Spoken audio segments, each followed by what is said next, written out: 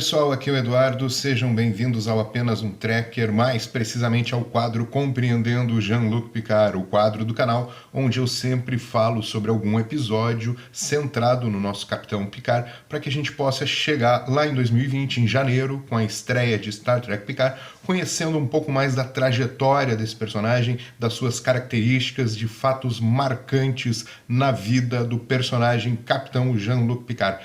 No vídeo de hoje eu vou falar sobre um episódio que é um dos favoritos dos Trekkers. Vocês sempre vão encontrar esse episódio nas listas de melhores episódios de Star Trek. É o episódio Yesterday's Enterprise, traduzido para o português como Elo Perdido, um episódio da terceira temporada. Então vamos conferir o que aconteceu, o que tem de importante na trajetória do Picard nesse vídeo de hoje do Compreendendo Jean-Luc Picard.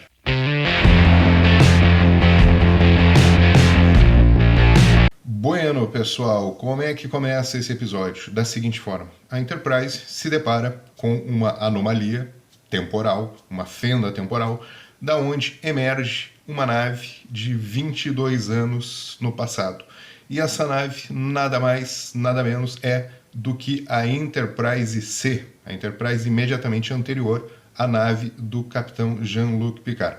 É uma nave comandada por uma mulher, uma capitã chamada Rachel Garrett, que foi a primeira mulher a comandar uma Enterprise. Bom, a Enterprise C está vindo diretamente de uma batalha sangrenta, uma batalha terrível, com 4 naves romulanas, protegendo, né? A Enterprise foi chamada a partir de um pedido de socorro de um entreposto Klingon em Narenda 3, e a nave foi, a Enterprise C foi atender esse pedido de socorro desse posto que estava sendo atacado pelos romulanos, e durante a batalha, devido ao uso das armas, surge, criada essa anomalia temporal na qual a Enterprise desaparece. A Enterprise C desaparece. E, ao desaparecer, ela transforma completamente a linha do tempo. Por quê? Porque quando, na linha do tempo normal, a Enterprise C entrou na batalha e ela conseguiu proteger, o posto Narenda 3. Então ele não foi destruído. Os Klingons viram isso um grande exemplo heróico de honra, da Federação, da Frota Estelar, embora a Enterprise tenha sido destruída, a Enterprise C, e conta, claro, essa destruição dela defendendo os Klingons como um ato heróico, honroso, e os Klingons valorizam muito isso. Então novos tratados de paz foram estabelecidos entre a Federação e o Império Klingon. Só que com a Enterprise C entrando nessa fenda temporal, ela desaparece e o entreposto é destruído. Os Klingons consideram isso como um ataque ao Império Klingon, e aí surge uma guerra, que mata 40 bilhões de pessoas. E aí, com a transformação da linha do tempo, a gente vai ver a Enterprise D no meio dessa guerra, completamente transformada. Em vez de ser uma nave pacífica, é uma nave de guerra. Ela é mais escura, os uniformes são diferentes, a posição do Picard na ponte é isolada para transmitir uma ideia de maior autoridade dele. Então, tudo foi transformado. A Federação agora, em vez da sua tradicional busca de novas vidas, novas civilizações, na verdade ela está numa grande guerra com os Klingons, mais ou menos como a gente vê em Discovery, a guerra também com os Klingons. Só que dessa vez a Federação está, em Discovery também, a Federação está apanhando muito, está perdendo, praticamente nos próximos meses vai ter que assinar um tratado de rendição junto aos Klingons. Mas daí surge a Enterprise C e com ela a possibilidade de se transformar a linha do tempo, ou na verdade retomar a linha do tempo original. E essa é mais ou menos a história, o dilema que a gente vai encontrar nesse episódio, principalmente com o Picard, que vai ter que tomar a decisão de mandar a nave embora, de volta pela anomalia temporal, mesmo sabendo que ela será destruída pelas 4 naves romulanas, as quais ela estava combatendo antes de cair na anomalia. Nessa linha do tempo alternativa, onde está acontecendo a guerra com os Klingons, a gente vê retornar uma personagem que tinha desaparecido na primeira temporada, que é a Tasha Yar, portanto não tem o Worf nesse episódio, né? A gente vê ali no tático, tá a Tasha comandando, onde seria a posição do Worf. E é muito interessante porque a Tasha teve uma morte sem sentido, vazia, na primeira temporada. Denise Crosby decidiu sair da série e aí eles deram uma morte para a personagem assim de qualquer maneira, né? Foi morta lá gratuitamente por aquele ser maléfico chamado Armus. E agora, nesse episódio, a gente vê a chance da Tasha ter uma morte heróica, né, ajudando a Enterprise C na batalha contra os Romulanos.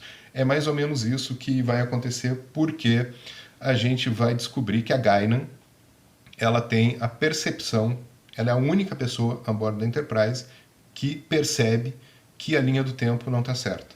Ela chama o Picard, seu amigo Picard, e fala para ele que tem alguma coisa errada, que as coisas não estão onde deveriam estar, que a linha do tempo provavelmente foi alterada e que deve ser feito alguma coisa para que se conserte a linha do tempo. E como é que se conserta a linha do tempo nesse episódio?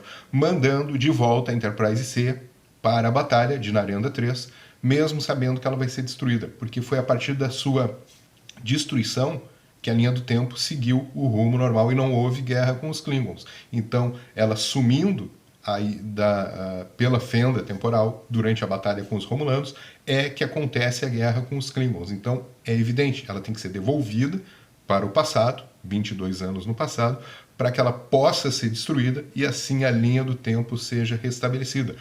É uma medida, é uma decisão extremamente dura que o Picard tem que tomar, junto com a capitã Rachel Garrett, de fazer com que a nave retorne, mesmo sabendo qual vai ser o seu destino. Mas a Guinan convence o Capitão Picard sobre isso, né? E tem uma coisa muito interessante que a Guinan fala para Tasha, após a Tasha perceber que a Guinan estava tendo um comportamento estranho com ela, e a Tasha vai e pergunta, né, o que estava acontecendo, e a Guinan vai falar, olha, é que tu não deveria estar aqui, tu deveria estar morta. E, na verdade, a Guinan, na linha do tempo original, nem conhece, não chegou a conhecer a Tasha Yar, porque a Guinan aparece na segunda temporada, quando a Tasha não está mais. Mas lá naquela linha do tempo alternativa, criada com a guerra com os Klingons, né, ela conhece a Tasha, mas ela sente como se não devesse conhecer a Tasha, porque a Tasha deveria estar morta naquela linha do tempo. E ela fala isso para a Tasha. Então ela pergunta como foi a sua morte. A Guinan não sabe dizer, mas sabe dizer que foi uma morte vazia, uma morte empty death, né?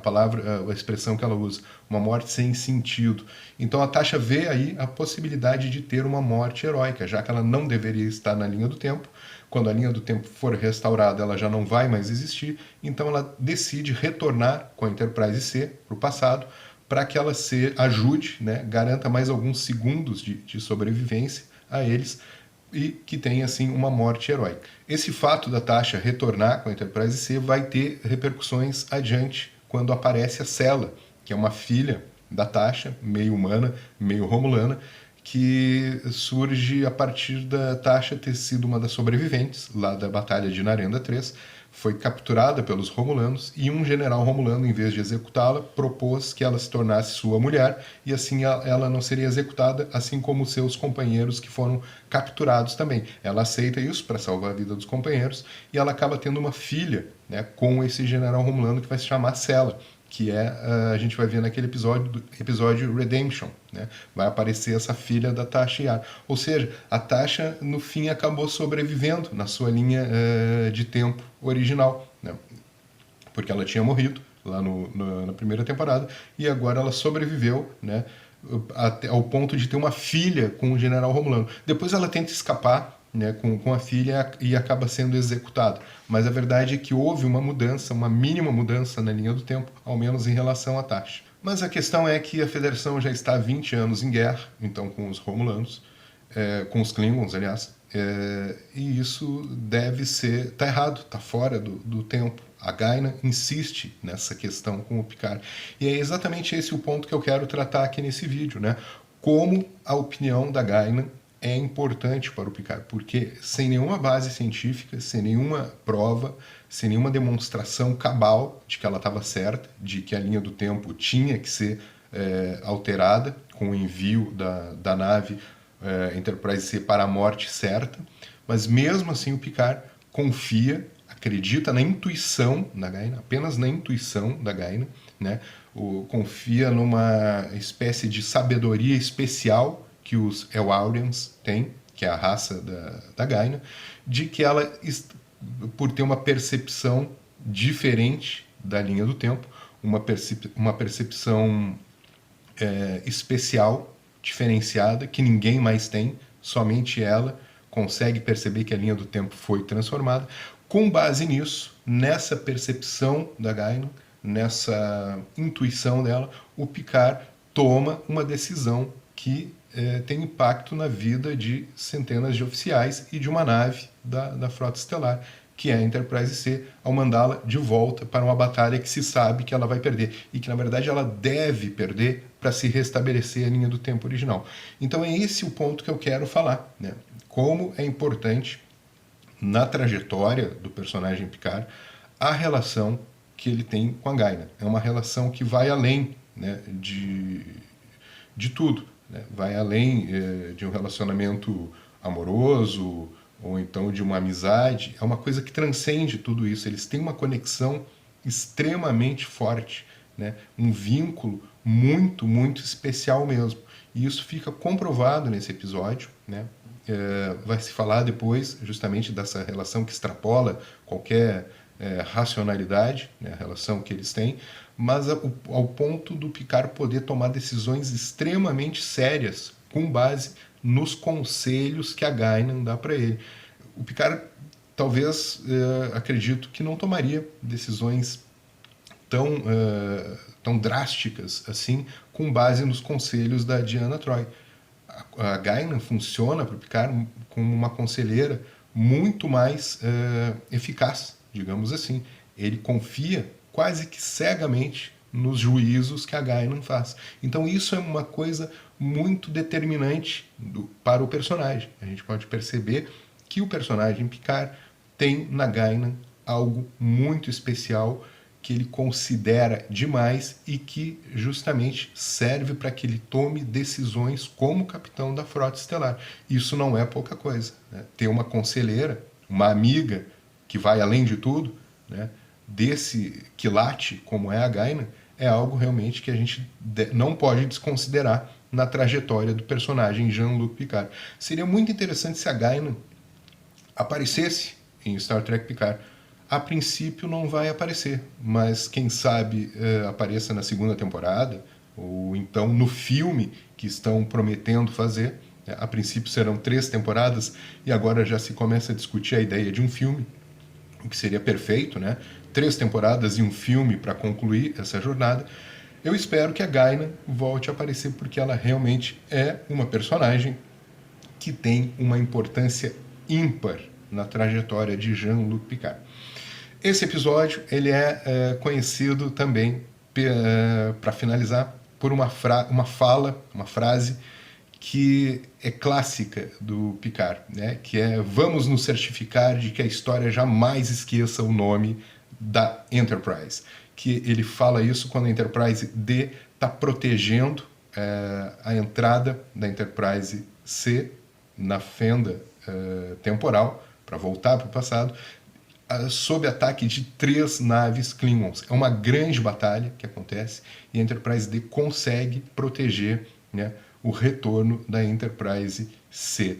Inclusive nessa batalha, na linha de tempo alternativa, morre o nosso Number One, fica morto, estirado na ponte, e o capitão tem que assumir o tático e consegue destruir as naves Klingons e fazer com que a Enterprise C retorne sã e salva para sua batalha contra os Romulanos, na qual será destruída e restabelecerá a linha do tempo normal.